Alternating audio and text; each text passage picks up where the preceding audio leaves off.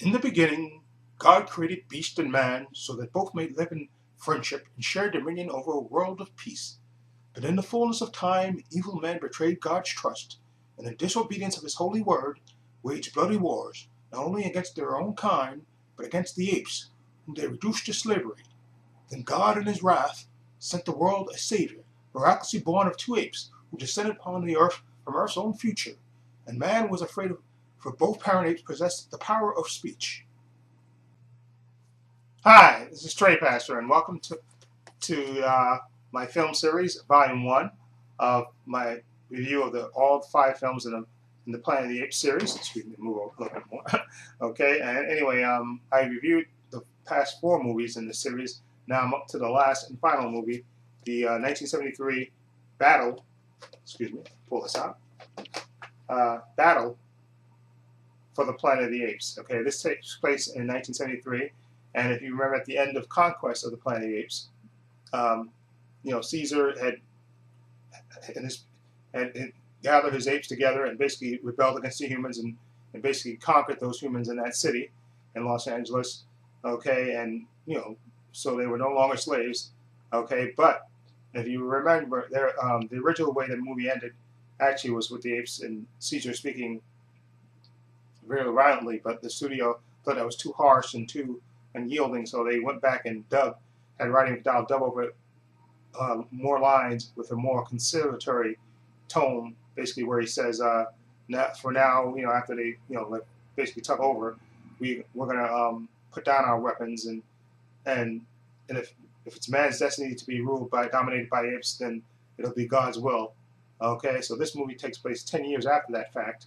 Okay, where you have man and ape, or man, or the conquering apes, living with enslaved man together in a community in the new ape city. They get along and they go to school and stuff, except for the gorillas, specifically one General Aldo, played by Claude Akins. Okay, who's a gorilla who really doesn't care too much for humans at all.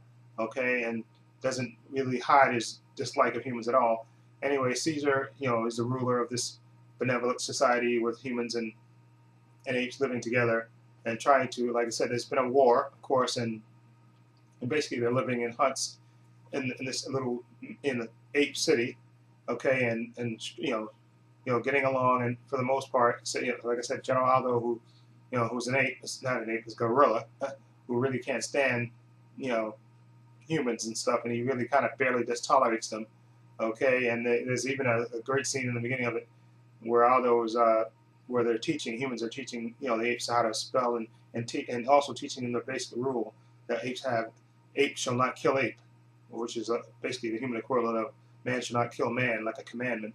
Okay, and of course, and one of the teachers makes the mistake of saying the word no to an ape, which is forbidden according to Caesar, because that was the word that was often spoken to to apes by humans when they used to dominate over them.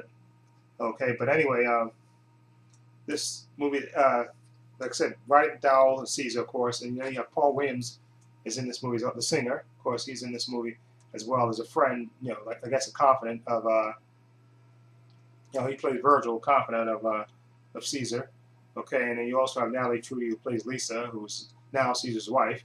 Okay, and you also have Austin Stoker, who plays McDonald. He's like the human, I guess, a confidant to Caesar, and he's also the brother of the governor's aide in the last movie.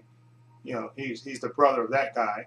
Okay, so there comes a time where basically, and Caesar knows that Aldo is out of control for the most part, but he kind of lets him rant and rave as long as he doesn't create too big of a disturbance. But anyway, one day Caesar is talking with Virgil and McDonald about, and wishing that he could know his parents. And when McDonald basically tells him, listen, there is a way in the city, or in the Forbidden City now, as it's known, where there was the war. There's tapes of his mother and father, Cornelius and Zara, and if they can go out there, even though there's been it's been a war and there might be nuclear fallout, if they go there, they can probably, he knows the way in there, and he can get them let him go in there so he can view the tapes of his parents, okay, which he desperately wants to see. So so Virgil, McDonald, and Caesar, they gather some weapons and a Geiger counter and make sure they can test for radiation, and they go and off into the Forbidden City, okay, where they come upon, they get down to the where the city used to be, and they go down into the tunnel to view tapes and stuff of his father, of his father and mother, and that's where he learns about the future, that the Cornelius basically told the humans back then and Escape from Planet of the Apes about how, humans, basically got taken over by apes, okay, and in the meantime, there are humans living in the city, they're badly radiated from the nuclear fallout, okay, and they basically try to capture Caesar, Virgil, and McDonald, but they manage to get away, okay, and then there's a human that's in charge. Anyway, a little backstory. There was supposed to be Governor Brett, who was in the last movie.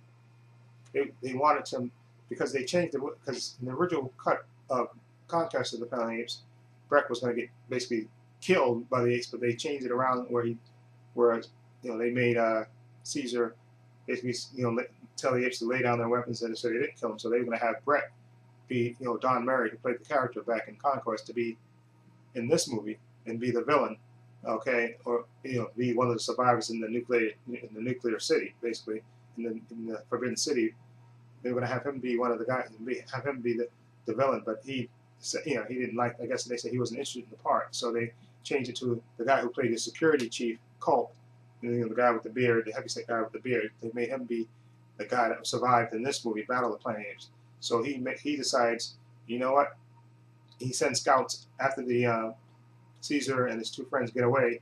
He sends scouts to check out the ape village, and he come back and report back, and he said, we're going to take over that city. We're going to destroy all the apes and stuff and take over, okay, and get out of this, because they basically have been living underground, okay, for all these years with the nuclear fallout, and basically they want to come out and basically dominate and retake the planet. I guess retake the planet. That's his plan, of course. So in the meantime, of course, General Aldo, who can't stand humans, okay, he's plotting to basically throw over, basically to throw over Caesar, okay, and of course Caesar's son, who's curious, and one night while he's chasing his pet squirrel, overhears the plan, and General Aldo catches him, but he manages to climb up a tree and basically gets stuck, and of course Aldo chops down the branch of the tree, and he falls and he's seriously hurt, okay, and in that time when he's hurt and Caesar is tending to him, the radiated humans, or the mutant humans, okay, they attack the village. They're marching on the village, and of course the guerrilla scouts see them, and then of course General Aldo uses this moment where Caesar is distracted by his dying son to basically hoard all the humans together and raid the armory, and of course at that same time, of course, then it's a big battle at the end between the humans and not the humans, basically the apes against the mutant or nuclear fallout humans. Okay, so it's a battle between them. Okay, and also I don't want to spoil how the thing with Aldo and Caesar's son gets resolved as well. But this movie, like I said, they wanted the movie to be more hopeful, because in the original treatment that Paul Dane, the writer who wrote the previous few movies, I think the second, third, and fourth movies, his tale, Caesar was more dark, and Caesar basically got drunk with power in his version, according to the behind-the-scenes thing that I watched on the Blu-ray. His Caesar character became more darker and more, and because he thought that would perfectly tie into the scenes, of course, in the first movie, okay, where basically they even said that, I think that they say that Caesar experimented on humans and basically had them, had their voice boxes removed so they could lose the power of speech. And so he wanted to tie it into the first movie, where humans were mute, okay? But, the producer, Arthur P. Jacobson, and the studio wanted a more hopeful future. They didn't want such a dark future, okay? They wanted a future with a little bit more promise. So that's why they had Caesar, back at the end of Conquest, they dubbed that line back over where he says the apes will, we'll lay down our weapons and stuff, and we'll, you know, if it's man's destiny to be dominated by apes, they'll be dominate, they'll be dominate with compassion and all that stuff. So, you know, you know, Arthur P. Jacobs and 20th Century Fox wanted a more hopeful and didn't want the bleak, the bleak dark ending. So that's why they changed the ending to the one that's in this movie, okay, which I don't want to spoil, okay. But of course, and after this movie, Arthur P. Jacobs basically he knew this was the end, so he sold the rights completely back to 20th Century Fox, who basically made the next thing, the next thing in the Apes series would be the television show, the short-lived television show. I think it only lasted a season. I think the one that it was on, I think it was on CBS. Okay, and Roddy McDowall was a part of that as well. Okay, but I give Battle of the Planet of the Apes because this is like 93 minutes. It's kind of, it has the battle scene at the end. Like I said, they were dealing again with a low budget again. I think the budget for this movie was 1.8 million. And like the previous movies, it was amazing that the movies kept going down and down in budget as it went along.